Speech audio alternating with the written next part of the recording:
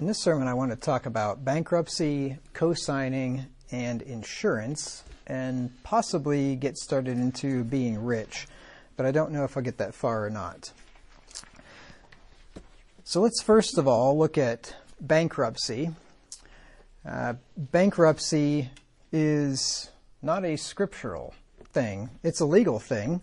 It's a legal process whereby a debtor can be relieved of some or all of his debts that he owes to a creditor.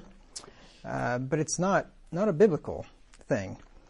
I think a man named Joey Adams put it pretty well when he said, bankruptcy is a legal proceeding in which you put your money in your pants pocket and give your coat to your creditors. A lot of people make out pretty well in bankruptcy and are able to just get off the hook, and then the creditors are left holding the bag. But I guess, then again, the creditors were probably stupid for loaning somebody like that money anyway. But anyway, still, it's not a biblical position. It's not scriptural. The concept of having a court order, let me say a judge order. That'll make the sentence sound more correct. The concept of having a judge order a creditor to forgive a debt is not biblical. I was talking about a court doing the ordering. I wasn't talking about a court order as a thing, but a court ordering. But anyway, in case that was confusing. See, the Bible teaches that it's up to the mercy of the creditor, that is, the person who made the loan. It's up to him as to whether he will forgive a debt or not. It's not up to the debtor to decide if he's going to pay, or it's not up to a judge to decide if the debtor's going to pay. It's up to the creditor, the loaner, to determine if he's going to make the debtor pay or not. Let me give you an example here in Matthew 18:26 through 27. Matthew 18:26 through 27 says, the servant therefore fell down and worshipped him, saying, Lord, have patience with me, and I will pay thee all. Then the Lord of that servant was moved with compassion and loosed him and forgave him the debt. And as we read this passage this morning, this man owed a huge sum of money and he couldn't pay, and the creditor ordered that the man would be sold to pay the debt, him and his wife, his children, everything that he had, and he would be an indentured servant, basically, until he paid the debt. But he asked for mercy, and the creditor had mercy on him, forgave him all the debt. That's the creditor's prerogative. Turn with me to Luke 7:41 through 42. Luke 7:41 through 42.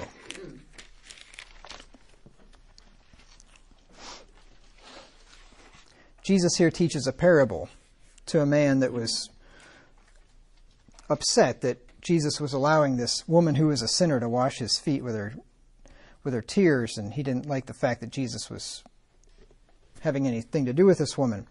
And he says, there was a certain creditor which had two debtors. The one owed 500 pence and the other 50. And when they had nothing to pay, he frankly forgave them both. Tell me therefore, which of them will love him most? He frankly, which means he freely, forgave them both. He didn't have to do that, but he did it out of mercy. But Jesus didn't notice his parable didn't say, there were these two debtors and neither of them can pay. So they went to the judge and they said, hey, we don't want to pay. And the judge says, okay, don't worry about it. We'll just let you declare bankruptcy and, screw the creditor. That's not how things worked in the Bible. It's not how things should work today either.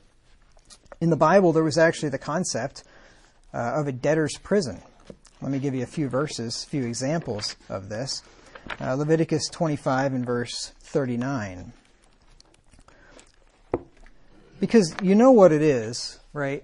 If you borrow money from somebody and you don't pay it back, there's a word for that. You know what that word is? Theft. That's what it's called. It's called theft. And when you steal something from somebody, you break the law and you go to jail, right?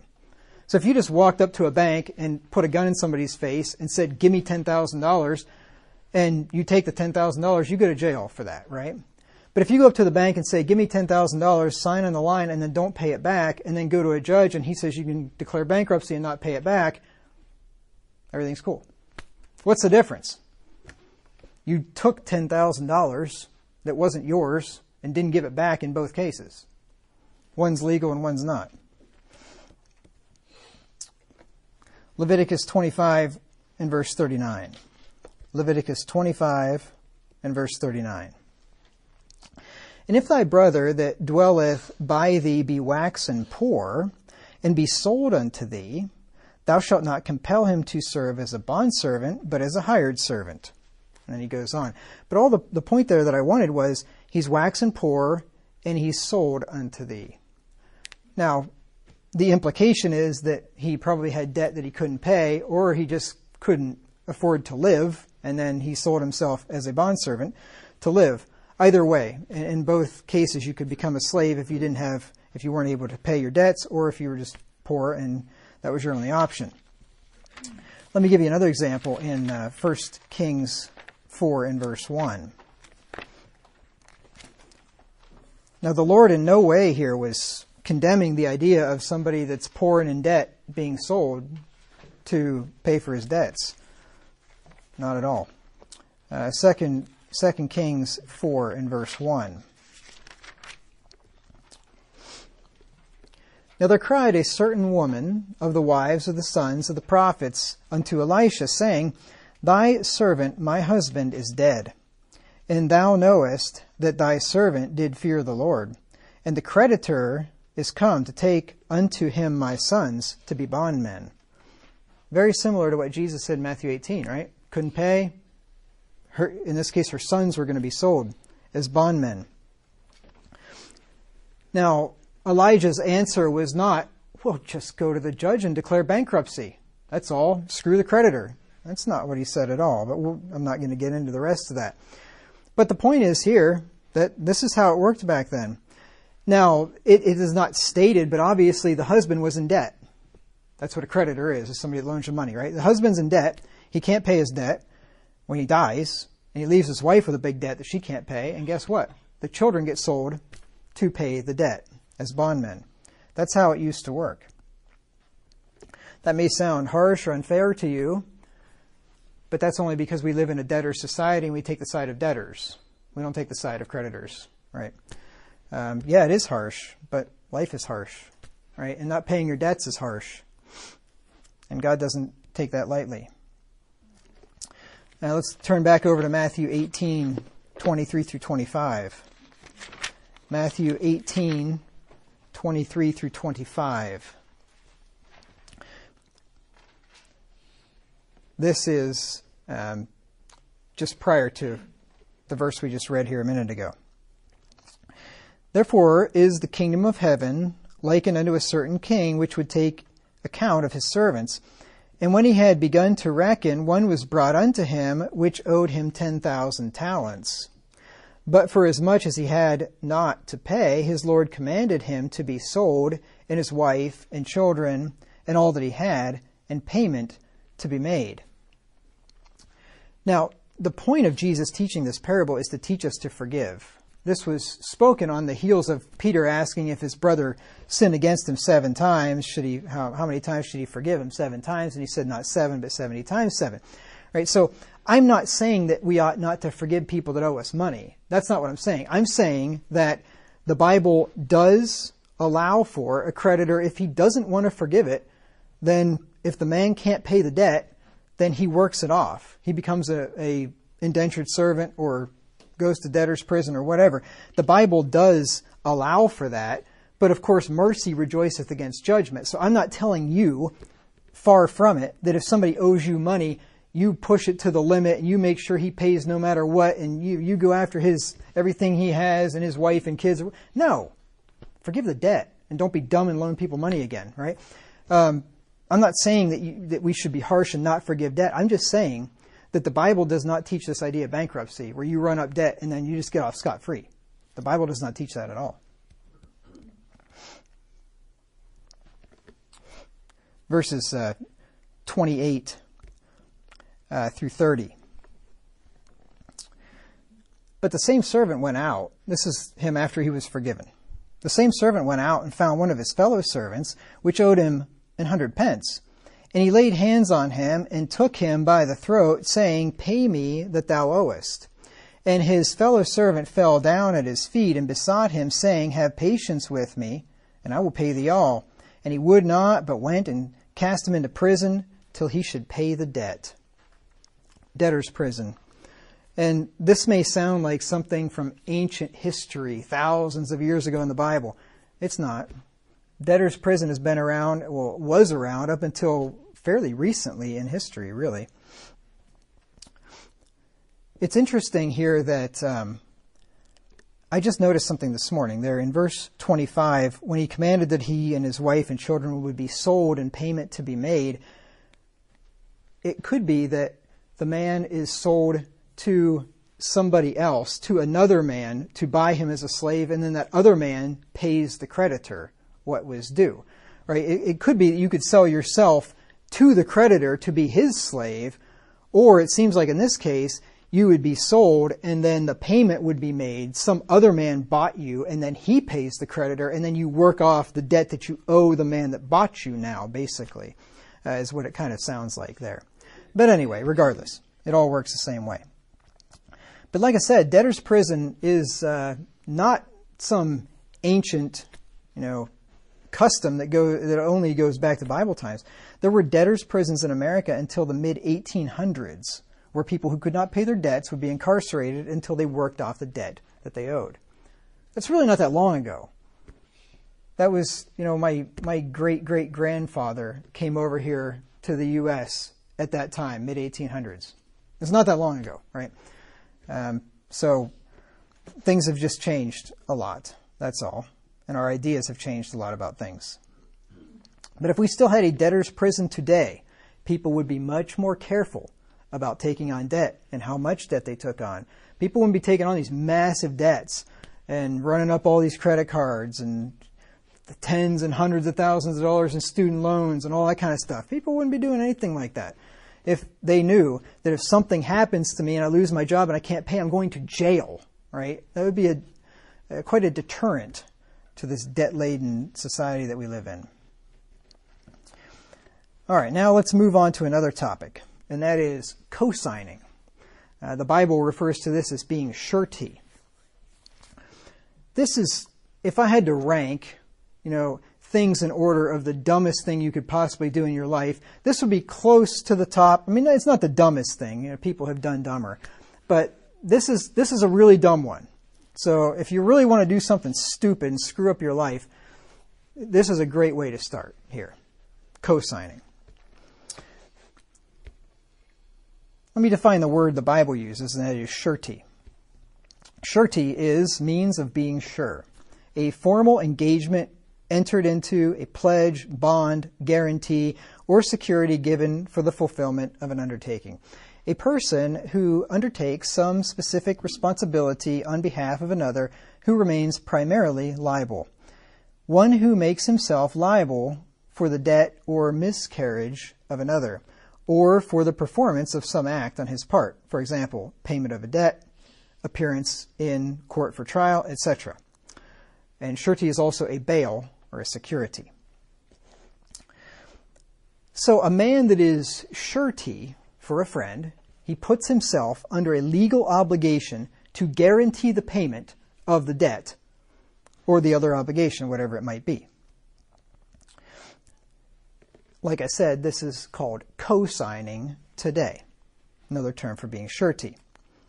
And a man who is surety for another assumes the blame if the obligation is not fulfilled. And I'll give you an example from back in the book of Genesis in chapter 43. Genesis 43 and verse 9. You probably remember the story of Joseph when he was sold into slavery by his brethren, and then he eventually becomes prime minister of Egypt, and then there's a famine in the land. Jacob sends his sons to Egypt to get corn. They meet Joseph, but they don't realize it's their brother. And then he asks them, do you have any other brethren? And they said, yes, they had one other younger brother. Of course, Joseph knows all this. Joseph was wanting to see his youngest brother, his youngest and only full brother, Benjamin. And so he told them, don't come back. If you come back again without your brother, you're not going to see me. So don't come back without your brother. You ever come back again, you bring your younger brother. I want to see him. Well, when they go back to Israel, and then eventually they run out of food again, and Jacob tells them to go back to Egypt to get more food, Judah, the oldest brother, tells Jacob that the man in Egypt told us, if we don't bring our younger brother back, don't bother, because we're not going to see his face. And Judah didn't want to send Benjamin with him, and so, Jacob, there we go. Like my dad. When I talk to my dad and he's trying to say my brother's name, he's like, Chad, Carl, Mark, Brett. He names off everybody in the family before he can think of the right one. Anyway, what's his name? Jacob. Jacob doesn't want to send Benjamin, and Judah says, essentially, I'll be surety for him. My butt's going to be on the line here. If anything happens to him, I'm going to be the one that's taking responsibility. Genesis 43 and verse 9. I will be surety for him. This is Judah speaking. Of my hand shalt thou require him. If I bring him not unto thee and set him before thee, then let me bear the blame forever. That's what it is to be surety.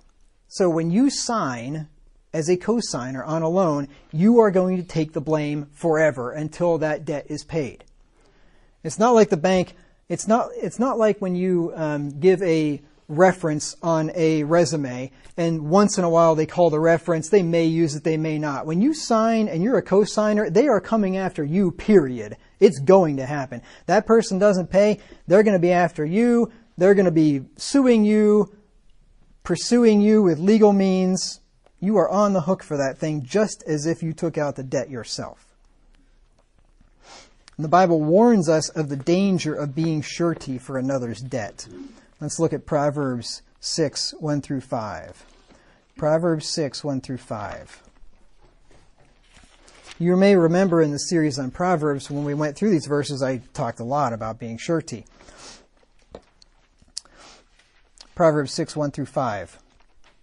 Solomon writes here, My son, if thou be surety for thy friend, if thou hast stricken thy hand with a stranger. You see, you've got three involved here. You've got his son striking hands or shaking hands with a stranger for his friend. So his friend wants to take out a loan or needs money. His friend is not creditworthy, so you, being the dolt that you are, shake hands with the stranger and says, hey, don't worry about it. If he can't pay, I'll be on the hook for it. Okay? Thou art snared with the words of thy mouth. Thou art taken with the words of thy mouth. You just jumped into a trap when you co-sign for somebody. Do this now, my son, and deliver thyself when thou art come into the hand of thy friend. Go, humble thyself, and make sure thy friend. So you do whatever you can to get out of this situation. Give not sleep to thine eyes, nor slumber to thine eyelids. Deliver thyself as a roe from the hand of the hunter, and as a bird from the hand of the fowler. And as I talked about in that, when I went through this in the Proverbs series, do whatever you can to get out of this situation. Now, you can't just unsign when you're co-signed. But what you can do is talk to your friend and tell him and encourage him, make sure you pay this debt off, and make it all about the friend. Don't make it about you. Say, if you don't pay this debt, your credit's going to be destroyed. You're going to be in trouble. Who knows what else. You're going to have a hard time, buying a house someday or whatever. Give him all the reasons why it's advantageous for him to pay off this debt, when really what you really want him to do is pay off the debt so that you are not on the hook for it. And I talked about that in that series, and I refer you to that for a lot more detail. Now, the Bible teaches, these are basically God's words, not mine, a stupid person strikes hands and becomes surety in the presence of his friend. Proverbs 17 and verse 18. Proverbs 17 and verse 18. A man void of understanding. Now that's just a nice way of saying somebody that's stupid. Void, empty of understanding, right? A stupid person, in other words, strikes hands and becomes surety in the presence of his friend. You know what God is telling you? If you co-sign for a loan, you are stupid. He's telling you that. If you co-sign for a loan, you're stupid. So don't do it. Ever. For anybody. Under any circumstances. No matter what. Never, ever co-sign. Because it's a stupid thing to do, and chances are it will turn out badly for you and cause you great damage. Now, in this verse that we just looked at, his friend is present when he does it, which implies that he's striking hands with a third party for the benefit of his friend, right? If you strike your hand in the presence of your friend, right, there's the third party that we looked at in Proverbs 6, right? You strike your hand with a stranger for the benefit of your friend. Now, a man that becomes surety for his friend is stupid, void of understanding. We just looked at that, right? And here's the reason why somebody that's surety for a friend is stupid. Because first of all, it's a good way to go broke if something happens and your friend can't pay. Let's look at Proverbs 22, 26 through 27. I mean, it's bad enough to take on debt for yourself and not be able to pay and go broke because of it. It's really bad if you signed for somebody else. You didn't even get to enjoy whatever he took out the loan for. You didn't get to enjoy the car that he just bought, he didn't buy it, but he took out a loan for. You didn't get to enjoy the house that he just took out a mortgage for. You didn't get to enjoy the furniture or whatever he just took out the loan for. You didn't get to enjoy any of that. All you get is screwed in the end, right? That's really bad. That's doubly bad. Proverbs 22, verses 26 through 27. Be not thou one of them that strike hands, or of them that are sureties for debts. If thou hast nothing to pay, why should he take away thy bed from under thee?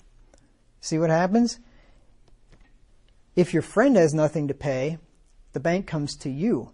And if you have nothing to pay, then guess what? They take away your bed from under you. They take everything that you have, just as if it was your debt. Right? They'll do whatever they have to get their money back. Very, very bad idea. And see, the thing is, you could say your friend can't get a mortgage, or your friend can't get a car loan, or your daughter, son, father, mother, whoever, brother, sister, somebody can't get a loan for something that they need. And things are going well for me right now. I've got a great job. I could pick up that payment if I had to, and you co-sign.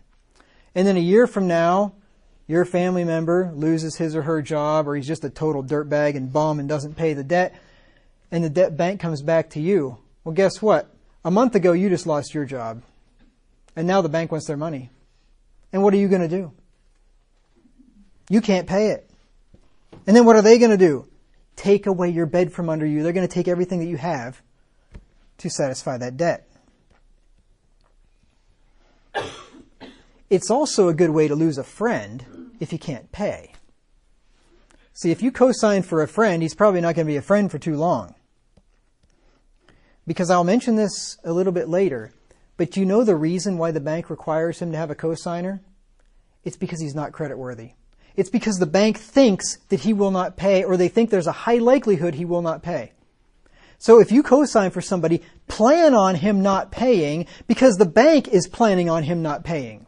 And the bank probably knows a little bit more about loaning money than you do.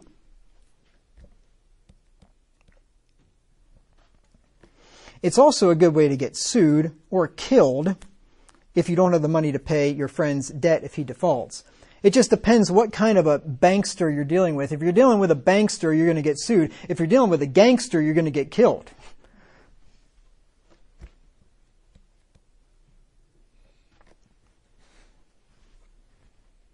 Now, if a man that becomes surety for a friend is stupid, then a man who becomes surety for a stranger is exceedingly stupid. See, a friend will be more likely to pay his debt so that you're not left on the hook for it, right? Because he might, value your friendship, or at least maybe he's some man of character, and so he's going to do whatever he can to pay that debt, hopefully. But a stranger has little to no incentive to pay because he doesn't know you and he's never going to deal with you again. Now you think, well, who in their right mind would co-sign for somebody they don't know? Well, apparently people do this. I don't think I actually know anybody personally who has done it, but it happens because Solomon warned us about it. And if it didn't happen, he wouldn't warn us about it. Proverbs 11 and verse 15. Proverbs 11 and verse 15.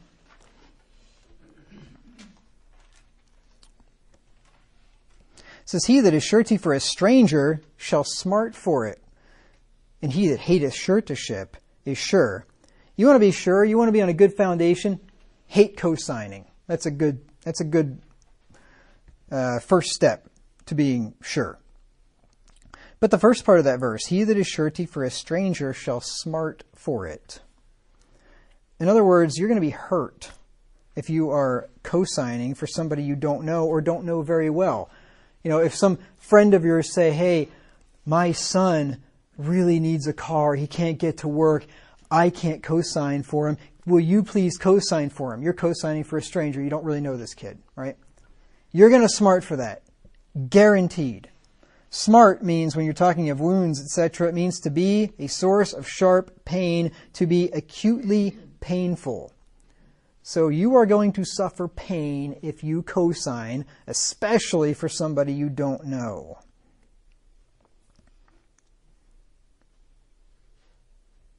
Now, if a man is stupid enough to be surety for a stranger, now this would be if you're on the other end of this transaction, you better take some collateral from him to hedge against the likelihood that neither he nor the stranger will be able to pay. So if you happen to be the one making the loan, and the guy that wants to borrow money from you, you deem to be uncreditworthy, which why in the world you would loan him money anyway, I don't know.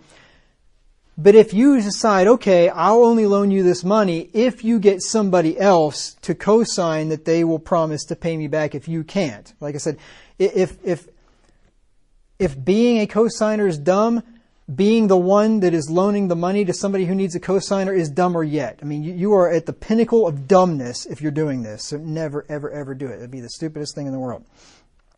But if you do want to take that road down, that road to dumbness, make sure you take a hedge, a collateral. Proverbs 20 and verse 16.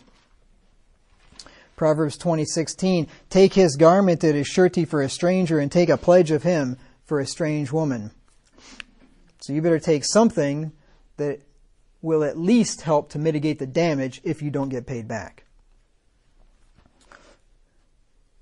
But then again, if you're dealing with somebody who is uncreditworthy and broke, what do you suppose he's going to have to give you for collateral for this loan? Probably nothing. So just a bad idea. Don't do it. Like I mentioned earlier from Proverbs 15 or 11:15, he that hateth suretyship is sure, it says. And sure means free from or not exposed to danger or risk, not liable to be injured or destroyed. Safe.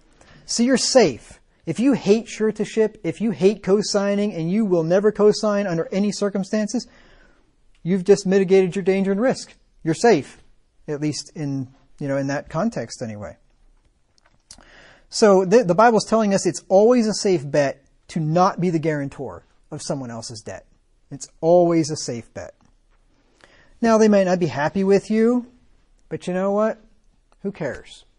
Who cares? If your family member really, really needs this, whatever this thing is that he's got to take out a loan for, and you are the only thing standing in between him and having that thing because you won't co-sign, he's mad at you, tough. Because you're not the one standing in the way of it. You know what's standing in the way of it? His bank account is standing in the way of it. His personal finance habits are standing in the way of it. It's not you. Don't ever let anybody guilt you into being a co-signer and make them think that it's just, oh, your fault. I would be better off. I would be fine if you would just co-sign because then I'd have a car. Then I could get to my job or whatever, right? Don't ever let somebody guilt you into that. It's not your fault. It's his fault. It is his fault, period. Nobody else's.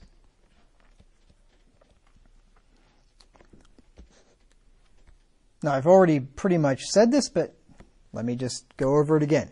You should never co-sign for somebody, for someone else, for anything, even if he's family. A person should not be going into debt for anything, with the possible exception of buying his first house. I've been over this many times in this series. And even borrowing money for that should be avoided if possible. But nobody should be going into debt for anything beside their first house, right? So that's rule number one right there. So all other things, as I've already said multiple times in this series, all other things, including cars and trucks and home maintenance and home upgrades and appliances and tools and equipment and tractors and furniture and four-wheelers and motorcycles and boats and other toys and Education, college, everything, you name it, anything outside your first house, everything else should be paid for in cash, period, right? And if the person doesn't have the cash to pay for something, he can't afford it, and he shouldn't buy it. Well, I can't get a house if I don't get a cosigner. Well, then you don't get a house. Big deal. You rent, right? Lots of people do it. I can't get a new car unless somebody cosigns. Well, don't get a new car. Drive your old junker. Big deal. And you can buy an old clunker for next to nothing. And if you had to, you know what? You make it work. You somehow get to work. You borrow somebody else's car. You get a ride. Whatever you have to do to get to work for a few weeks to save up enough money for the biggest piece of crap you can find. And then you go to work for another few months. And then you buy a little bit better piece of crap. And you work your way up. And before you know it, you're going to be driving something half decent. I've already been over all that. Don't co-sign for him.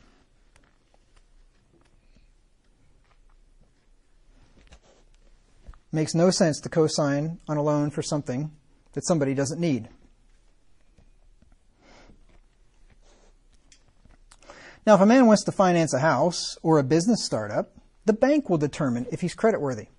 And if he's not creditworthy and they will not give him a loan, then you would be a fool to co-sign for him. Right? I mean, think about this. The bank looks at his credit history and says, oh, he doesn't pay his bills. He's defaulted on his credit card loans. His student loans are years behind. Right? This guy's a bum. I'm not giving him a loan unless you co-sign for it. Well, why would you co-sign for a guy like that? There's a reason why a guy needs a co-signer. It's because he doesn't have, either he has bad credit or no credit. And if he's got no credit, he doesn't need to be taking out any loan for anything, period, except for a house.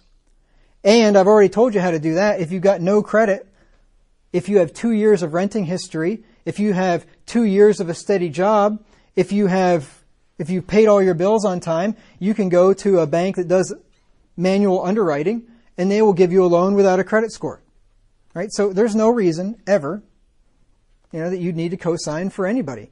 Either he's uncreditworthy and you'd be stupid to co-sign for him, or if he has no credit at all, there are ways to go about it. He's just going to have to spend a couple of years working on it, paying his rent on time, being in a steady job for a couple of years.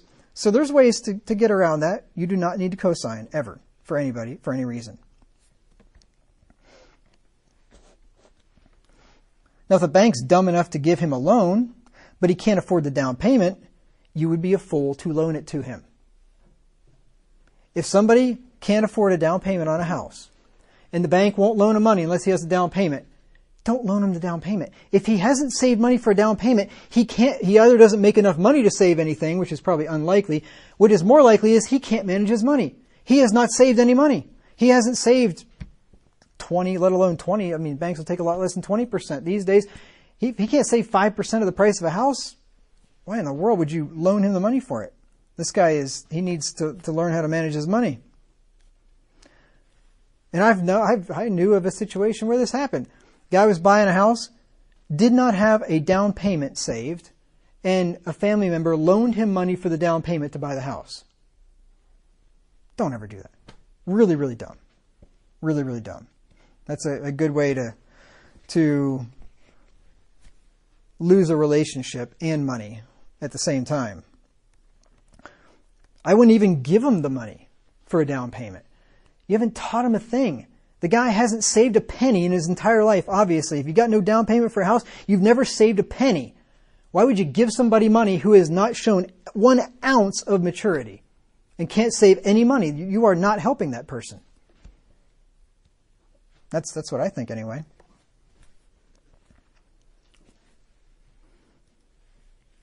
Now, maybe if your child had saved up 10% for a down payment and you needed a little bit more, and you've seen that he's done well and worked hard and saved money and blah, blah, blah, then you wanted to help him with the rest of it, that would be your prerogative. But somebody that has no money saved for a down payment, I wouldn't help. Not me. Actually, I would help. I'd help him by not helping him. That's what I'd do. I'd help him the most by not helping him. As I mentioned before, the reason a person needs a cosigner is because the bank does not think he will repay the loan. So why in the world would you put yourself on the hook for a man's debt whom the bank thinks will not repay? It's crazy. Crazy, crazy. So like I've already said this, if you co-sign for a loan for someone, if he cannot or will not pay for any reason, the bank will come after you for the payments.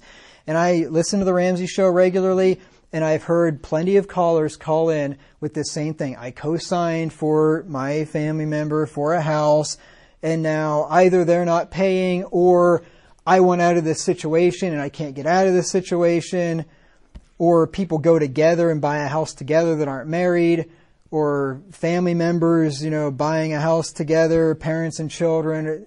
Don't do any of that thing. That is crazy. Do not get involved in any financial transaction, any financial contract with anybody that's not your spouse.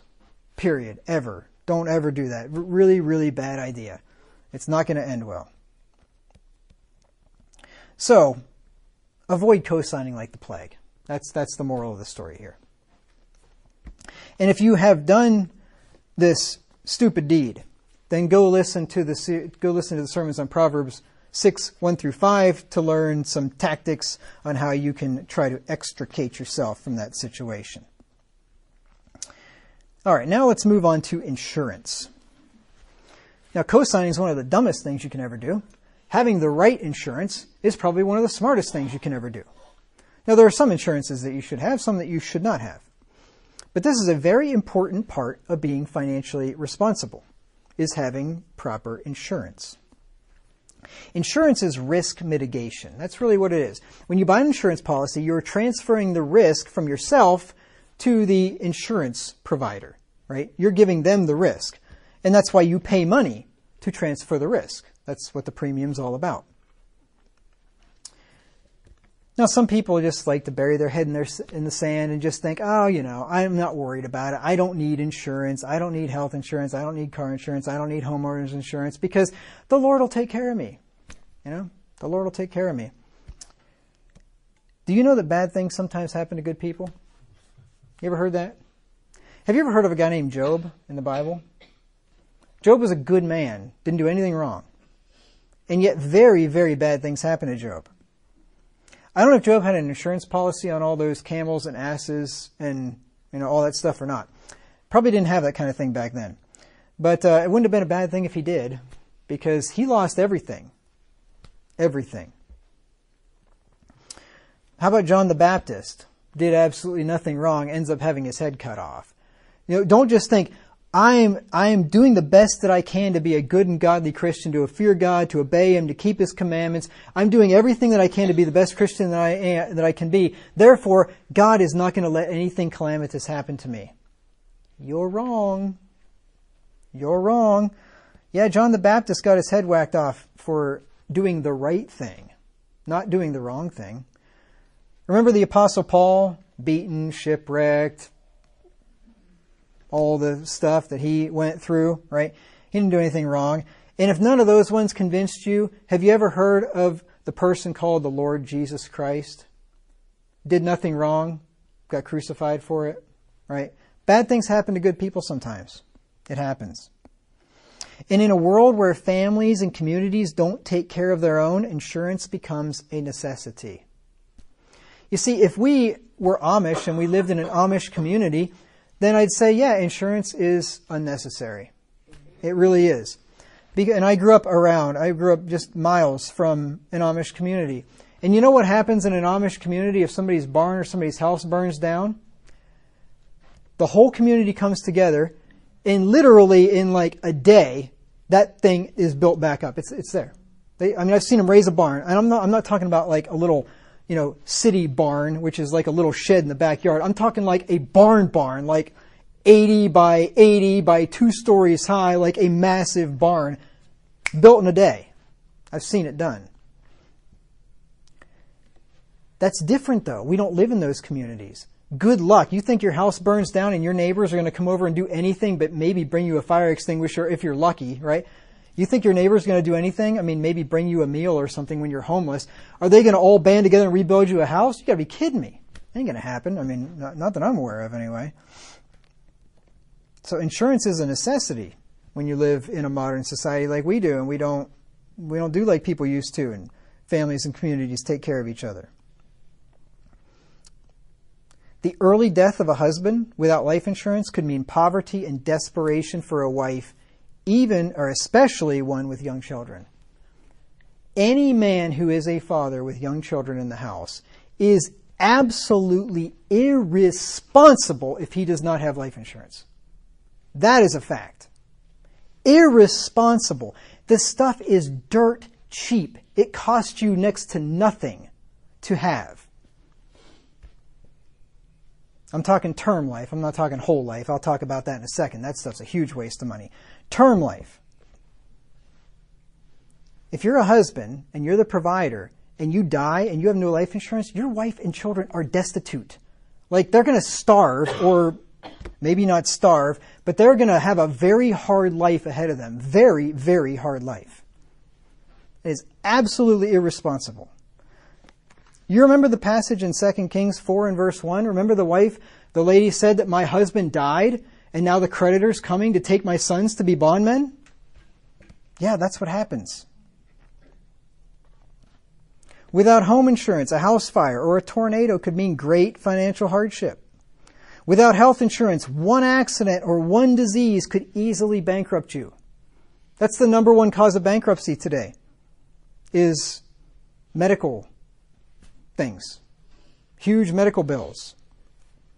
I hate health insurance. I don't have health insurance. I have something better. I have Christian Healthcare Ministries. I absolutely loathe health insurance. I loathe the whole medical establishment, to be quite honest with you. It's an unbelievably expensive, horrible, horrible system. They are great if you have, like, trauma. You get in a car wreck, they do a good job. But the rest of that stuff, it's terrible. It's very, very expensive. But anyway, either have health insurance or have something better like Christian Healthcare Ministries, because one accident, one illness, and you are bankrupt. You are bankrupt, chances are, unless you're very wealthy. So prudent people will foresee the evil and hide themselves from it. Proverbs 22 and verse 3. Proverbs 22 and verse 3. A prudent man foreseeth the evil, like the evil of your house burning down or getting blown away in a tornado. You know, I know those things aren't likely, but they're certainly possible, and they happen to people, I mean, all the time, right? How many house fires have I read about in this town in the last year? 4 or 5, probably? Easily, right? It happens. I mean, it's not likely, but it happens. A prudent man foresees the evil and hides himself. A prudent man foresees the evil that he might wreck his car and destroy it and lose the car, and more importantly, hurt or kill somebody else and be on the hook for massive, massive money. A prudent man foresees the evil that he might die early. I mean, it happens, especially if you took the COVID shot. You got a really good chance of that. A prudent man foresees that evil and gets a life insurance policy. He hides himself. But the simple pass on and are punished. The simple says, it's not going to happen to me. Well, maybe it won't. But what if it does? What if it does? So here are some types of insurance that you should have. First one is life insurance, but not just any life insurance. Now, I say you should have, I'm talking to younger people. If you're older, forget about it. It's way too expensive, makes no sense whatsoever if you're in your 70s to buy life insurance. Who's going to sell life insurance to somebody in their 70s? I mean, they're going to charge you an absolute fortune for it. You know why? Because, like, you're one breath away from death. Like, literally. If you're in your 70s, you are what the Bible calls very old. Your days are fulfilled. You're on borrowed time if you're past 70. That's just a fact, right? So life insurance companies are not going to sell insurance at any reasonable price to anybody in their 70s. So I'm not talking to people in their 70s or even 60s.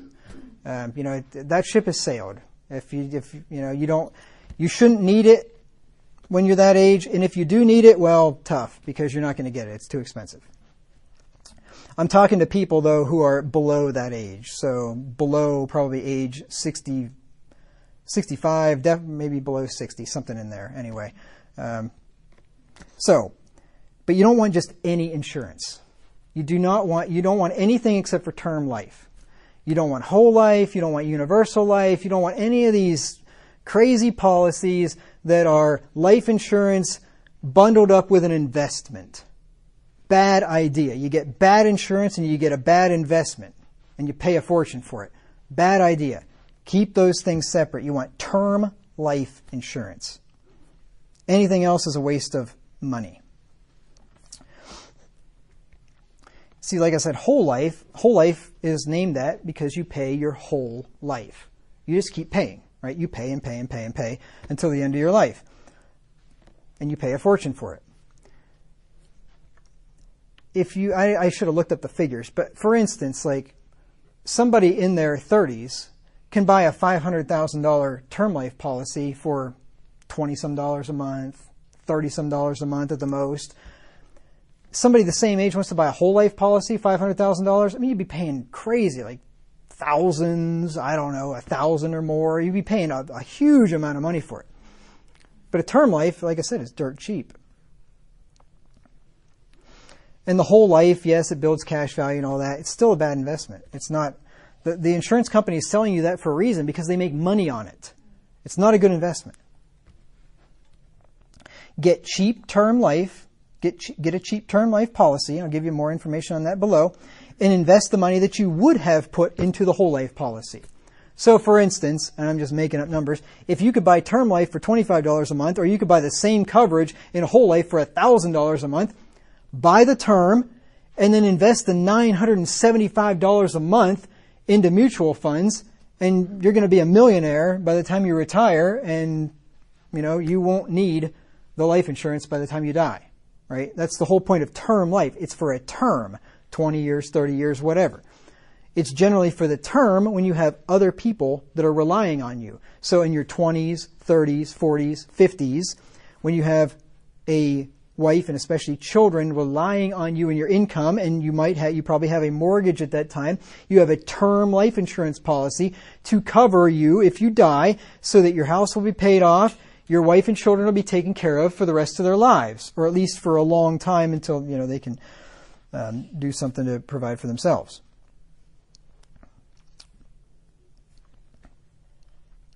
Here's what Ramsey has to say about that in his book, Dave Ramsey's Complete Guide to Money. You never want to use an insurance plan as an investment. Insurance is for insurance. It costs you money because you're transferring risk. Keep your investments separate and you'll always come out ahead. Now, this is only true if you actually save and invest the money you would have paid into your whole life policy.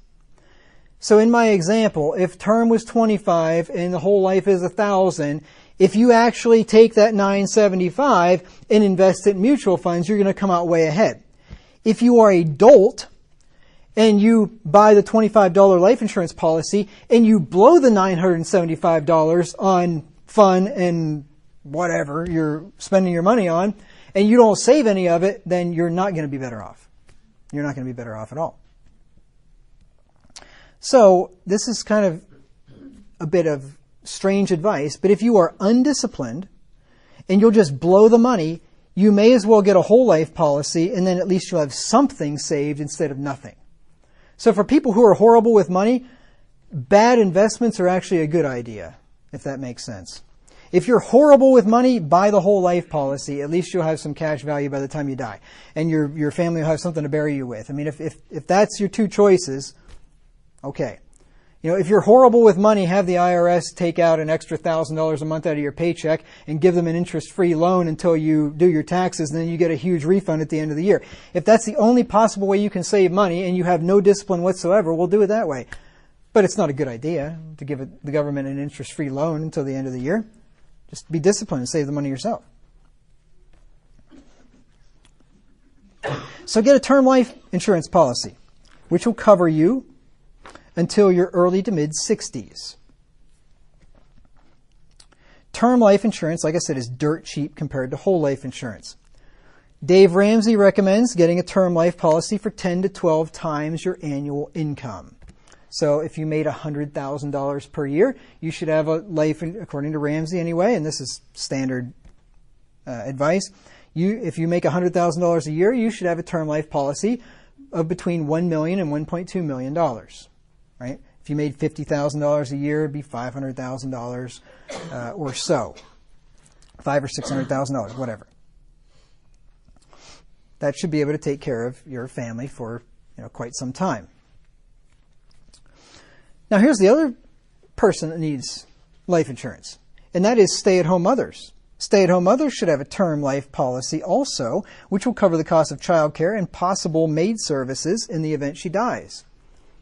People often forget about this, but if you have a stay-at-home wife and you've got 4 kids and she's staying at home, yes, she has no job, she has no income, but guess what? What happens if she dies? You got a giant bill sending these kids to daycare or whatever to be taken care of, and all the other stuff that she does that you have to replace and whatever. So stay-at-home mothers should have a term life policy also.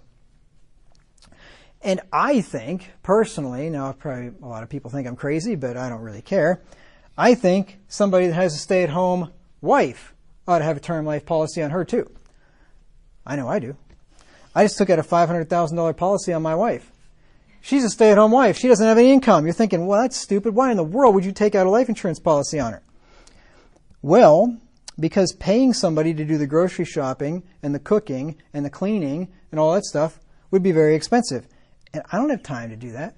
I'm maxed out as it is. I don't have time to go grocery shopping and cooking and cleaning and all that kind of stuff, especially the cooking part. That's a ton of work. So I took out a life insurance policy on my wife. And if she dies, then I will pay somebody to do the grocery shopping, to cook, to deliver me meals 3 times a week. And I'd have enough, get meals delivered on Monday. I'd have enough for Monday and Tuesday, meal delivered on Wednesday, right? Wednesday and Thursday, so on. I'm not kidding you. That's exactly what I would do. I don't have time to do otherwise. Or the inclination, or the energy. And I'd pay somebody to clean the house too, probably. That's not as big of a deal, but I'd probably pay somebody to do that too. Now, you may think that I'm crazy, or that I'm pathetic for this. But you know what? Ask me if I care. Ask me if I care. It costs $25 a month for $500,000 of coverage. It's worth $25 a month to me that if God forbid something happened to my dear wife, that I wouldn't have to grocery shop and cook meals for the rest of my life and put me through a life of misery. So, I don't know, maybe, like I said, you probably think I'm crazy, but whatever. I don't care. So, you say, well, just remarry. Do you realize that I found the one woman out of the 3.5 billion out there that's actually interested in somebody like me? So the chances of that ever happening again are like slim to none. So yeah, it's worth the $25 a month for me. That certainly wouldn't replace the companionship. It wouldn't replace the confidant. It wouldn't replace the encouragement. It wouldn't replace any of the really important stuff, but it would at least replace the drudgery and make life a little bit easier. Now, getting back to having this term life policy, by the time you're 60, your house should have been paid off a long time ago. Your kids are probably grown, chances are, unless you got off to a very late start. And you should have no debt. And you should have a large amount of money saved for retirement. So at that point, if you die after age 60, you should be what is called self-insured, meaning that your wife should be able to live off your savings for the rest of her life. So life insurance is unnecessary when you're that age. Or should be anyway. Now, another type of insurance that you should have is health insurance. Even if you never go to the doctor, right? I mean, I avoid the doctor like the plague. I never go to a doctor unless I absolutely have to. But I still have Christian healthcare ministries because stuff happens. One major illness or injury could ruin you financially if you don't have health insurance, or if you don't have something better like Christian healthcare ministries. High deductible, high out-of-pocket maximum policies will save you money, right? They are cheaper. Even they are very expensive these days, but they're cheaper than these Cadillac plans, which probably just about nobody has anymore. But as I mentioned, health cost sharing ministries are much cheaper than health insurance. I have Christian healthcare ministries. There are other ones out there as well. I've had this for over a decade. And when it comes to medical care, I'm a cash payer. Okay, so for most things, when I go to the doctor, I pay cash. When I go to the urgent care, I pay cash. When I go to the pharmacy, I pay cash, right? I pay cash for everything. Except now I do get free telemedicine for doctors and urgent care visits online, whatever that's worth. I haven't used it yet, but I suppose maybe in some circumstances it could be worth something. But that's free, which is nice. But if I end up going to the hospital for something, then CHM, Christian Healthcare Ministries, reimburses me for the cost after my personal responsibility amount of $3,000 has been paid. So with health cost sharing ministries, it's not a deductible, it's a personal responsibility limit because it's not insurance. But think about it as a $3,000 deductible or a $3,000 out-of-pocket max. So the most I'm going to pay is $3,000 in a year, no matter what happens. That's it. And then my wife would be the same thing. If something happened to her, most would be $3,000 in a year. This plan cost me $180 per month per person, so $360 for the two of us. Go out there and try to find a $3,000 deductible insurance plan for you and your wife for $360 a month. You're going to pay 3 times, 4 times, 5 times, who knows how much more. You're going to pay way, way, way more for that. And this is for unlimited coverage. I just recently increased that. It used to be up to $125,000 per illness. And I thought, what the heck? So I threw in the extra $30 a month or whatever it was. And that takes it up to unlimited. So if I had some horrible health catastrophe where I got some terrible rare cancer or whatever, had to have all kinds of treatment for a long time, and it ran up $1 million bill, it's all covered. So I recommend it. And if you want to sign up, let me know. I'll give you my referral link and I get a free month. This is not why I'm telling you about it, but I don't mind getting $360 for free. So if you do sign up, go ahead and do that. Help your pastor out. Another insurance you should have is home insurance. Like I said, a fire, a tornado, or another natural disaster could leave you in serious financial distress without health insurance. And you should not be without it. And that's another insurance that's going way up. It's getting very, very expensive. It's unbelievable. For some reason, health insurance in Missouri is very expensive. I don't know if it's because we're in Tornado Alley or what, but compared to a lot of other states, home insurance is quite expensive here, from what I've found anyway. And then the fourth insurance that you should have is car insurance. At least liability. Liability insurance is a must, and it's legally required. And for goodness sakes, don't go with the state minimums of $25,000. You may as well have nothing. You get into a major car accident, and you're going to be on the hook for a huge money because that $25,000 doesn't cover hardly anything. Dave Ramsey recommends at least $500,000 in liability insurance to protect yourself from bankruptcy in the event that you are at fault in a major accident. I used to have a lot lower maximums there for liability because I was trying to save money until I realized, well, it's probably not the best idea. So I increased mine up to $300,000 per vehicle or per person, $500,000 per accident. Costs you a little bit more, but it's probably worth it not to go bankrupt if something happens. For instance, you're running from the cops, you end up in the roof of the Clay Ray Veterans place or something, that'll run up a big bill, So probably a good idea to have some liability insurance. Or, like the other poor guy, you have a seizure and end up doing the same thing and nosediving into the pavement and then cartwheeling into the Clay Ray Veterans building again. So.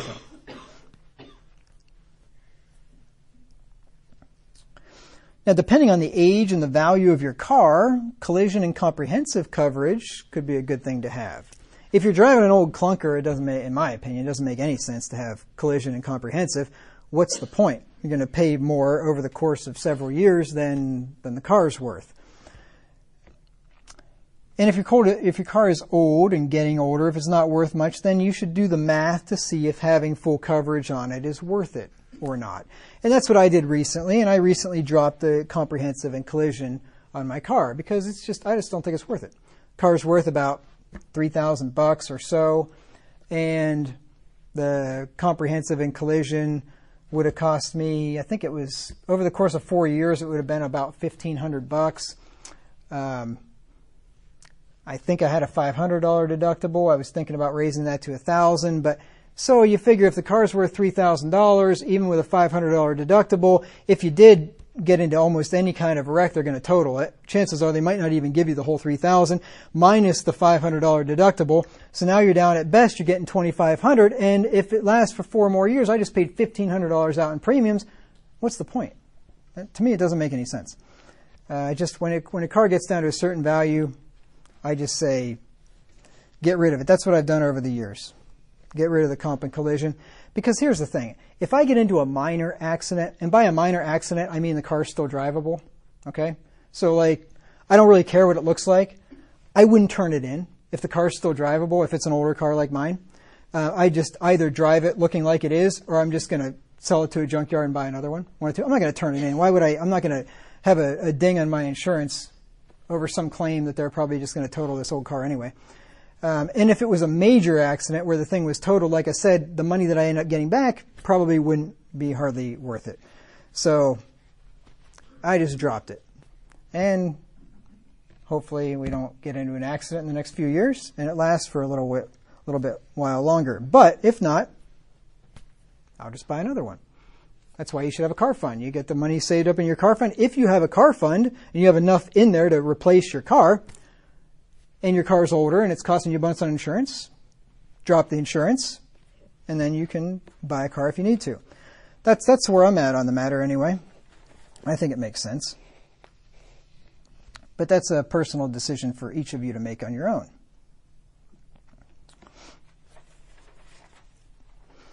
And then also, high deductible policies will save you money. And if you have a car fund with plenty of money in it, and you should, then paying the deductible, if something happens, should be no big deal. So instead of having a $100 deductible on your car and paying hundreds of dollars every 6 months for that, you could have a $1,000 deductible on it and save those hundreds of dollars every 6 months. And you have a car fund that you can pay that $1,000 deductible out of if you happen to get into an accident, right? So you can save your money. You save yourself that money. You can save yourself money that way also. So just, do the math to see if raising your deductible makes sense. Now, here are some other types of insurance that you should consider. I don't think these are must-haves. The first 4, I believe, are must-haves.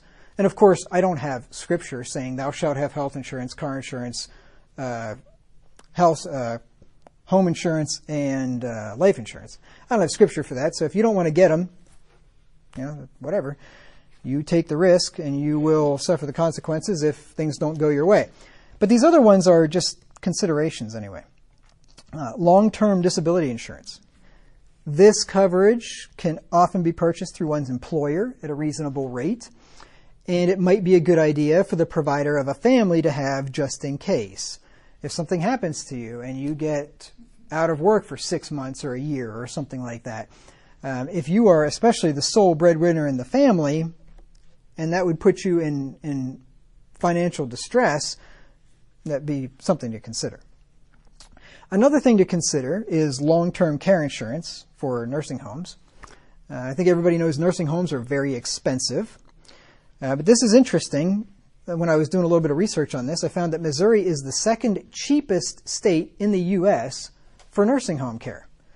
I thought that was very interesting. I don't know why that is, but second cheapest in the nation. It costs $5,262 a month, this is on average, for semi-private care, and $5,931 per month for private care. This is about 57% of the average cost in the United States. So on average, other places cost almost twice as much as Missouri does. So if you're ever going to get old and decrepit and have to go into a nursing home, it's a good idea to move to Missouri to do so. That's what I'm learning here anyway. Nevertheless, it would still cost Missouri residents approximately $63,000 per year to live in a nursing home. Just do the math, multiply those monthly numbers out. $63,000 per year to live in a nursing home. In a few years, of that, or a few months for a lot of people, would completely wipe out most people's savings, leaving them with nothing for their spouses and no inheritance for their children. Now, don't get mad at nursing homes. Everybody hates nursing homes. I don't think I've ever met a single person who likes nursing homes. Everybody hates nursing homes. They're just evil. They just bleed you dry. They take all your money. You don't have any money to leave to your family or anything. They just suck everything out of you. They're not like philanthropic organizations, right? I mean, they're doing a service and being paid for it. If you give somebody housing and all of their meals and medical care and other care and entertainment and whatever else,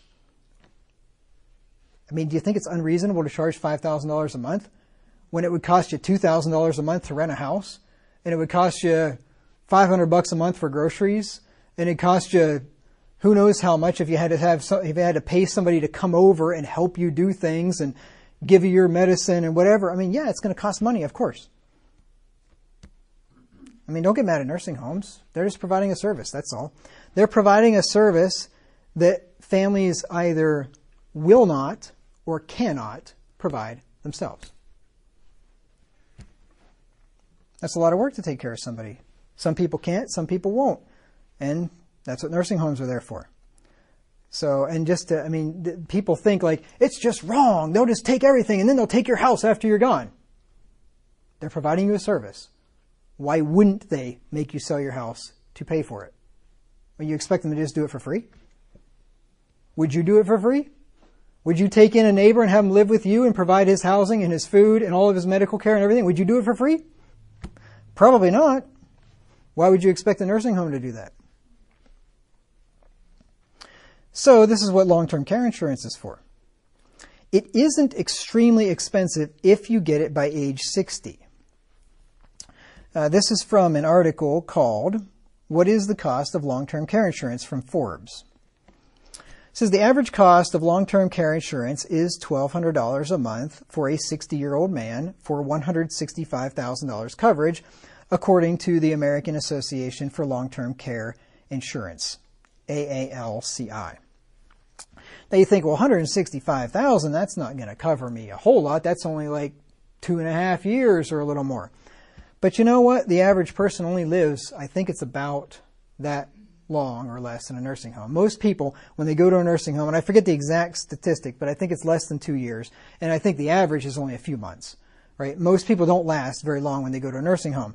And that it's not because nursing homes are like poisoned or something. It's because you pretty much wait until you cannot live at home by yourself, which means you're about dead, and then you move to the nursing home and you got a few months left and then you die, right? That's what happens. So, chances are $165,000 is going to cover you. The average long-term care insurance for a 60-year-old woman is $1,960 for the same coverage. Now, I find that interesting. I don't know why this is. I didn't look into it. That it costs a lot more for women than men. And I don't know. Apparently, women are more likely to go into nursing homes, maybe, or I don't know. I don't know why. Or maybe they're more likely to live longer after they get into a nursing home than men. There must be some reason like that for it. Married couples can buy a more affordable joint policy. For instance, married couples who are 60 years old pay $2,550 annually on average for a joint policy with $165,000 coverage, but that comes with a combined coverage limit rather than two separate limits. So essentially, if you go together, instead of paying over $3,000 per month, like almost $3,200 a month, if you had separate policies, you'd pay $2,500 a month. So you'd save a big chunk of money, but it's only good for one of you to go into the home. So basically, what you're doing is you're paying less, and chances are both of you aren't going to end up in the home, and one of you is. And if you had policies on both of you, you'd have paid more, and more than likely only one of you would have gone in anyway. So that's the gamble there that you're taking. Now here's the thing though. This is for you younger people. If you manage your money during your lifetime like you have learned to do in this series, you will likely have enough money to hire somebody to live with you and provide you with in-home 24-hour care instead of going into a nursing home. In-home care will likely cost no more than living in a nursing home. Think about it. It costs $63,000 to be in a nursing home. Do you think you could find some 20-year-old single lady and pay her $60,000 to live with you and to take care of you in your house? Probably. You think that there might be some 20-something-year-olds out there that would like to make, I don't know, twice as much as she could make at Walmart by just taking care of some old person, assuming it wasn't like horrible, like where you had to do things that she just physically couldn't do. So anyway, that's an option. You could just hire somebody to do in-home care, and it would cost you no more. But that's if you've done the money thing right, like your whole life, and then you got a lot laid up, and you have options, and you don't have to go to a nursing home.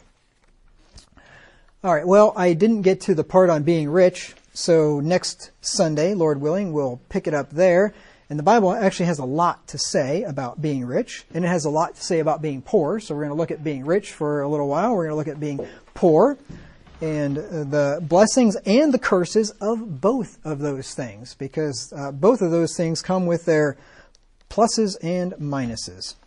So I thank you for your kind and patient attention this morning.